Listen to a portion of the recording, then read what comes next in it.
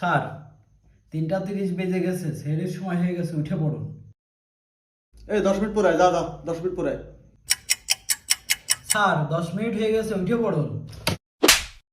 আরো 10 মিনিট পরে আয়, যা ভাই, যা যা যা যা লাসনি যা। ভাই আপনি কে? ভাই আমি 3:50 এলাম, আপনার সময় শেষ। ভাই আপনার তো লাগছে না, স্যার খুব ক্লান্ত, এই জন্য 10 মিনিট সময় চেয়েছে। ভাই স্যার আমার ছাড়া ওঠে না।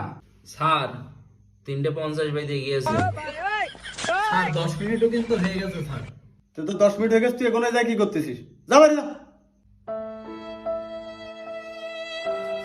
ভাই আমার একা রেখে যায়েন না।